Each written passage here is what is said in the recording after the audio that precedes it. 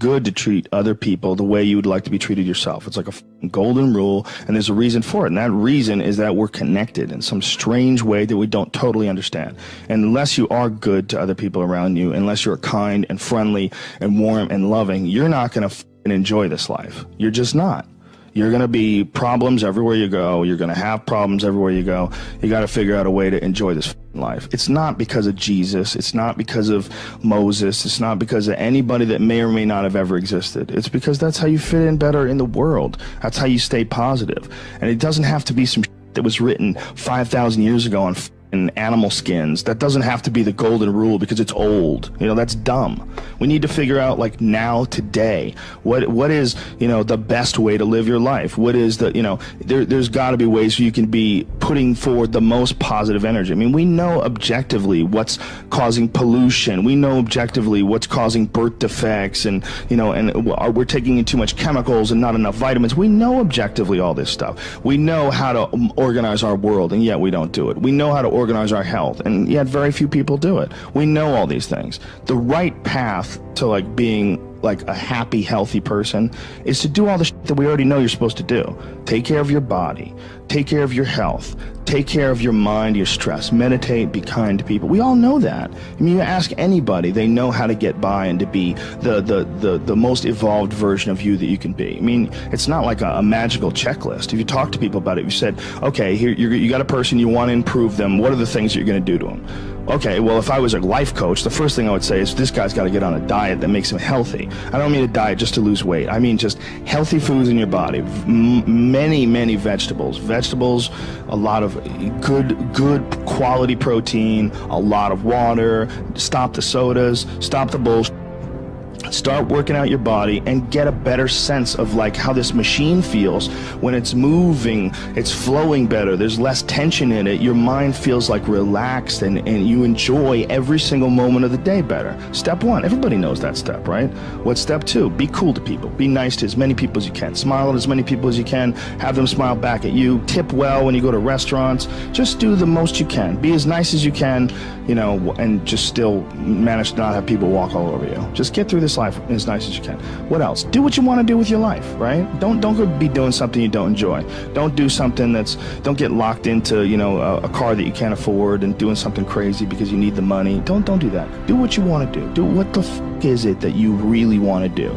Because if someone else is doing it, you can do it, I mean, everybody makes their own path through this world, but a lot of people don't follow the path that they really feel pulled to. Just for whatever reason, they got negative programming. When they were kids, someone told them they couldn't do it, or told them to take the shortcut, or take the shore route. That's a sad thing, man, when you talk to dudes, especially like talented dudes, and they don't follow up with what they want to do, A bunch of people that will say, yeah, well, I have a family, so, it's a great idea for you to just go out there and go crazy. I have people to support. You need to listen. Stop saying that. Stop saying any of those things. Every single person who has ever done anything worthwhile or exceptional or difficult or extraordinary, anyone, whether it's great artists or authors or mathematicians or whatever the it is, everyone encounters difficulties. There is no easy road. It does not exist. It is impossible. Everyone has issues. If you have time to pursue a hobby, if you have time to do anything in your life, you can better yourself. And here's one way you never better yourself. When you come up with excuses for why other people are successful and you're not. That is dangerous. When you give yourself an escape. Yeah, well, that's easy for you to say. You do this, you do. Trust me. Everybody has a hard road. I wanted to jump out a window several times during my young life. I wanted to jump in front of a train and just end it because it's too much pressure. Not really. But you know what I'm saying. Theoretically.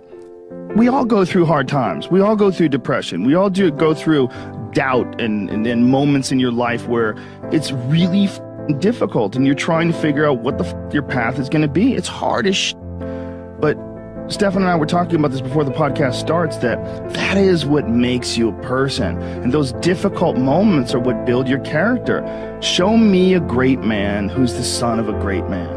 That's what we're saying. These kids that are born billionaires, you're You're never going to be a self-made person. You have a backup trust for your backup trust for your trust, and you're f***ed, man. I'm fascinated by martial arts. I'm fascinated by comedy. I'm fascinated by many, many different things. I don't understand when people say they're bored, because if I had the time to live 100 lives, I'd be speaking different languages. I'd be living in different countries. I would try a number of different careers, because I think there's a lot of unbelievably fascinating, puzzling, complex things that you could study in this world. That's just me and my personality, but that's a personality also that I've cultivated over years of challenges. Were you like that as a kid too? Well, I was involved in martial arts very early, and I think that is one of the things that motivated me to explore difficult tasks, because through difficult tasks you learn an incredible amount about yourself, and you through the fire of competition you get to understand motivation. You get to understand the resistance that you have inside your mind to doing hard work. You get to understand the rewards of discipline. Like, you don't truly appreciate relaxation unless you've worked hard, and that is the yin and the yang of life. And I've said this to the point of people getting sick of it, but one of the worst decisions a man can make, I can only speak for men, obviously, is to be comfortable. I don't think you should try to be comfortable. I think what you should try to do is try to earn comfort.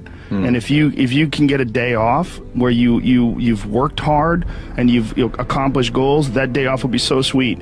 When I work hard and I sit in front of the TV, I enjoy the shit out of it. I put my feet up, I have a nice drink, I enjoy my free time. One of those chairs that nids your back or something like that? I do have one of those. Do you really? Those are great. They're great, right? Yeah. I don't use it that much though, honestly. I'm more of a workaholic than I should be, probably. If the balance was, I probably should relax more than I do, but I never feel like I earned it. But that's part of the reason why when I do feel like I earned it, I can enjoy it.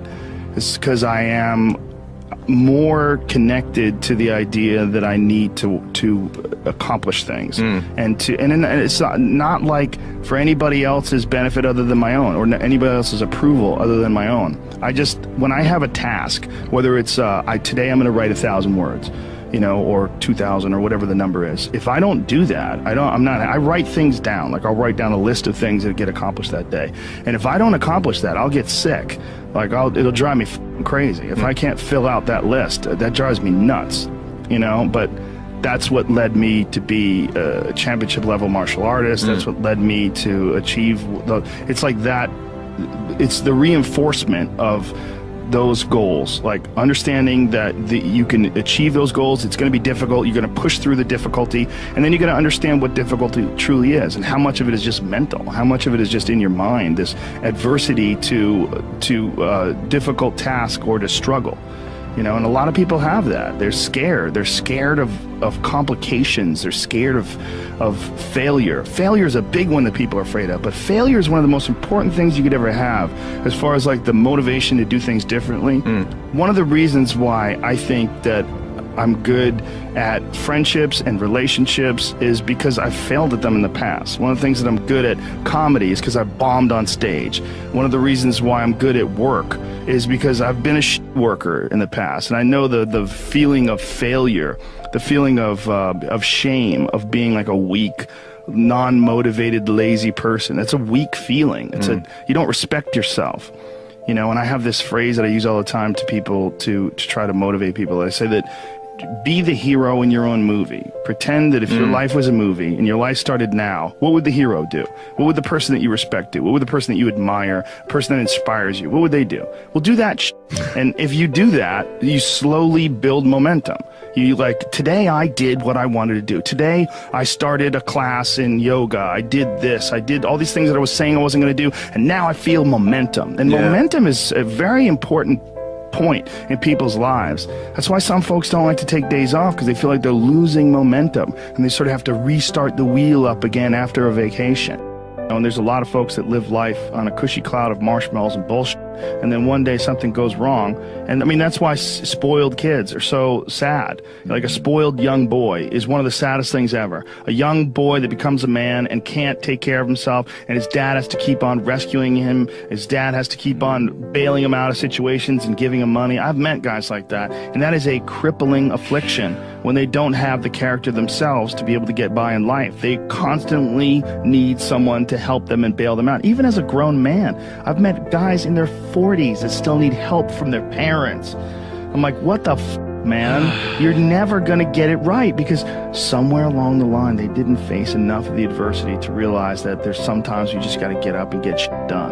There's sometimes where you have to pull yourself up and you have to push forward even if you want to stay in bed. And if you don't do that and you just keep calling on your daddy and your daddy keeps rescuing you, you never develop those tools.